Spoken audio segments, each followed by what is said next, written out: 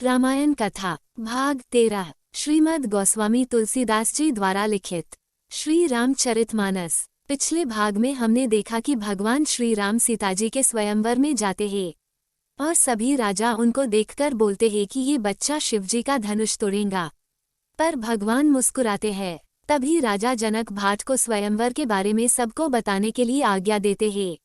भाट ने कहा, ये सबको पता है कि इस शिव धनुष पर जो वीर पुरुष प्रत्यंचा चढ़ाएगा उसी से राजकुमारी जी का विवाह होगा। वे बोले, राजाओं की भुजाओं का बल चंद्रमा है तो शिव का धनुष राहु है। ये कठोर है, भारी है, ये सबको अच्छी तरह से पता है। बड़े भारी योद्धा रावण और बाणासुर भी इस धनुष को देखकर उठाने की तो दूर छूने की भी हिम्मत न कर सके। उसी शिव के कठोर धनुष को इस राजमहल में आज जो भी तोड़ेगा, तीनों लोकों की विजय के साथ जानकी जी उसका वरण करेगी। प्रण सुनकर सब राजा ललचा उठे। जो वीरता के अभिमानी थे वे मन में बहुत ही तमतमाए, कमर कसकर उठे और इष्टदेव को सिर नवाकर चले। वे बड़े ताव से शिवजी के धनुष की ओर देखते हैं और फिर निगाह जमाकर उसे देखते हैं। करोड़ों प्रकार का जोर लगाकर भी उसे हिला नहीं पाते। कुछ राजाओं के मन में विवेक है, वे धनुष के पास भी नहीं जाते, और कुछ राजा धनुष को पकड़ते हैं परंतु हिलता नहीं तो लजा कर चले जाते हैं। मानो वीरों की भुजाओं का बल पाकर धनुष अधिक अधिक भारी हो रहा है। तब 10,000 राजा एक ही बार में धनुष को उठाने लगे तो भी वो उनसे रत्ती भर नहीं हिला। सब राजा उपहास के योग्य हो गए, जैसे वैराग्य के बिना सन्यासी उपहास के योग्य हो जाता है। ये सब देखकर जनक राजा बड़े गुस्से में आकर बोले, देश देश और द्वीप द्वीप के बड़े बड़े राजकुमार मेरा प्रण सुनकर इस स्वयंवर में आए हैं। मैं भी देख रहा हूँ कि इस सभा में न केवल मानव बल्कि कई देव और दानव भी मनुष्य का रूप धर कर आए हैं, परंतु मुझे बड़े दुख से कहना पड़ता है कि अपने आप को परम पराक्रमी शूरवीर कहने वाले इन सब लोगों की भीड़ में सच्चा वीर एक भी नहीं निकला। सीता जैसी दिव्या पत्नी, महान यश, अनुपम कीर्ति एक साथ पाने के लिए मैंने केवल बल और पराक्रम का शुल्क रखा था, परंतु इन सुरवीरों में से किसी में भी उस मूल्य को चुकाने की क्षमता नहीं दिखाई। अरे शिव धनुष को उठाने या चाप चढ़ाने की बात तो दूर की, कोई इसको तिल भर भी हिला नहीं सका। अगर मुझे पता होता तो मैं ऐसा प्रण ठानकर अपनी जगह हसाई न करवाता। अगर मैं प्रतिज्ञा तोड़ दूं तो कुल का कलंक है और पूर्वजों की पुण्य का नष्ट हो जाएगा, और अगर प्रण रखता हूं तो मेरी पुत्री आजन्म कुंवारी रहेंगी, इसका पाप मेरे सिर पर चढ़ेगा। आज ये धरती वीरों से खाली हो गई है। राजा जनक के ऐसे कठोर वचन सुनकर लक्ष्मण जी तमतमा उठे। उनकी भावें टेढ़ी हो गई और फड़कने लगी और नेत्रों क्रोध से लाल हो गए। श्री रघुवीर जी के डर से कुछ कह तो नहीं सकते, पर जनक के वचन उन्हें बाण से लगे। श्री राम जी के चरण कमलों में सिर नवाकर वे यथार्थ वचन बोले। रघुवंशियों में कोई भी जहाँ होता है उस समाज में ऐसे वचन कोई नहीं कहता। जैसे अनुचित वचन रघुकुल शिरोमणि श्री राम जी को उपस्थित जानते हुए भी जनक जी ने कहे।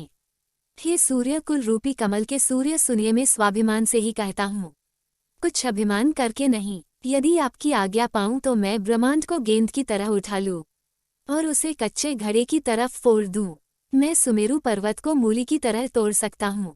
हे भगवान, आपके प्रताप की महिमा से तो ये बेचारा पुराना धनुष तो कौन चीज है। हे नाथ, आज्ञा हो तो कुछ खेल करो। ये धनुष को कमल की डंडी की तरह चढ़ाकर उसे 100 योजन तक दौड़ा लिए चला जाऊं। हे नाथ, आपके प्रताप के बल से धनुष को कुकुरमुते की तरह तोड़ दूं। यदि ऐसा ना करूं तो प्रभु के चरणों की शपथ है, फिर मैं धनुष और तरकस को कभी भी हाथ न लगाओ।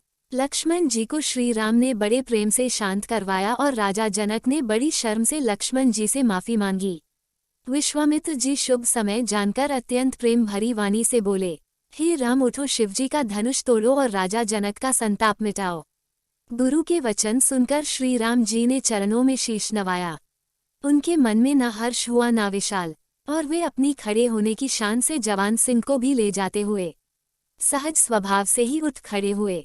प्रभु को देखकर सीता जी बड़ी खुश हुई और मुनियों में संतोष जगा। पर कुछ अभिमानी राजा बोले, लो, अभी यह भी अपना पराक्रम दिखाएंगे। अच्छा, अब चिड़िया पहाड़ उठाने को चली है, अभी तो इसके दूध के दांत भी नहीं गिरे, ये क्या शिव धनुष उठाएगा। और उनकी यह बातें सुनकर सीताजी की माता विलाप करती बोली, देखो, अब महामुनि विश्वामित्र भी हमारी हंसी उड़ाने पर उतर आए हैं। जो इस बालक को भेज दिया धनुष उठाने, इसे जाकर कोई समझाओ जिस धनुष को रावण और बाणासुर जैसे दिग्विजयों से भी हिलाए नहीं हिल सका। उसे इस पुष्प की तरह कोमल बालक कैसे उठाएगा। और उपहास कराएं महाराज। श्री राम जी को धनुष के पास खड़ा देखकर सीताजी जिस 30 देवता से विनती कर रही है, वो बड़ी व्याकुल होकर सब देवताओं को मना रही है। हे महेश भवानी, मुझ पर प्रसन्न हुए और मैंने जो आपकी सेवा की है उसके फलस्वरूप धनुष के भारीपन को हर लीजिए। हे गणों के नायक गणपति, मैंने आज ही के लिए आपकी सेवा की थी बार बार। मेरी विनती सुनकर धनुष का भारीपन बहुत ही कम कर दीजिए। श्री रघुनाथ जी की ओर देखकर सीता जी धीरज धरकर देवताओं को मना रही है। उनके नेत्रों में प्रेम के आंसू भरे हैं और शरीर में ध्रुजारी हो रही है। अच्छी तरह से नेत्र भरकर श्री राम जी की शोभा देखकर फिर पिता के प्रण का स्मरण करके सीता जी का मन दुखी होता है। पिताजी ने बड़ा ही कठिन हठ ठाना है। अपनी बड़ी हुई व्याकुलता को समझकर सीता जी शर्मा गई और धीरज धरकर हृदय में विश्वास लेकर बोली, यदि तन मन और वचन से मेरा प्रण सच्चा है और श्री रघुनाथ जी के चरण कमलों में मेरा स्थान वास्तव में अनुरक्त है, तो सबके हृदय में वास करने वाले भगवान श्री रामचंद्र जी की दासी अवश्य बनाएंगे मुझे। जिसका जिस पर सच्चा स्नेह होता है वो उसे मिल ही जाता है। प्रभु की ओर देखकर सीता जी मन में मुस्काए। कृपा निधान श्री राम जी सब जान गए। उन्होंने सीता जी को देखकर धनुष की ओर ऐसे ताका जैसे गरुड़ जी छोटे से सांप की ओर देखते हैं। आगे की कहानी अगले भाग में। जय श्री राम। दोस्तों, हमने भगवान श्री राम की लीलाओं को सरल भाषा में समझाने की एक तुच्छ कोशिश की है। आपको हमारी कोशिश अच्छी लगी हो तो वीडियो को लाइक कीजिए और चैनल को सब्सक्राइब कीजिए। कमेंट में जय श्री राम लिखिए।